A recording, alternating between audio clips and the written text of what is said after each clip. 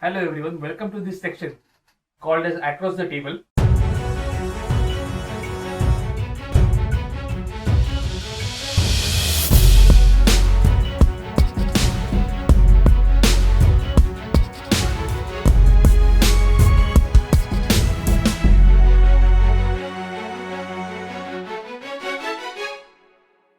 Today it's our proud privilege to have Dr. Aniket Sule with us today.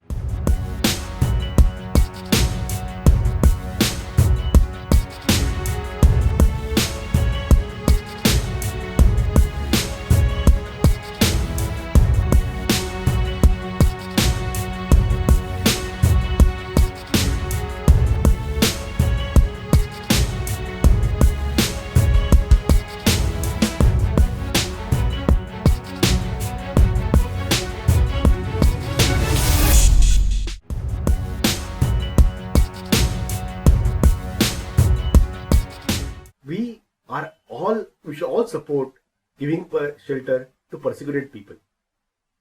Let them be from Pakistan or Afghanistan or Bangladesh. Doesn't matter. The problem is not with that part. The problem is the law says we will give shelter to the persecuted people only if they belong to certain religions and not otherwise. Now people may ask, oh, but that includes almost all religions. But they are not aware of history of these countries. The first and only Nobel laureate in physics who was born and brought up in Islamic country is Professor Abdul Salam, who was born and brought up in Pakistan. He belonged to Ahmadiyya sect. Under Zia's regime, Ahmadiyyas were declared as non-Muslims. So Abdul Salam had to leave Pakistan and go and live the rest of his life in Italy. Even after his death, his remains were buried in Pakistan, but Islamic goons went and desecrated his grave. Presently, one of the foremost Pakistani physicists, Professor Parvez Hudwar, he's a staunch atheist.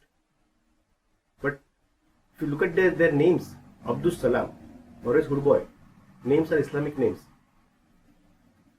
So although they were persecuted, although they are very important people whose presence would immensely benefit Indian culture, this act doesn't bring them in Indian mainstream just because their names are Islamic. That is where the discrimination comes in. The problem is not about helping persecuted people. The problem is that help is discriminatory in nature.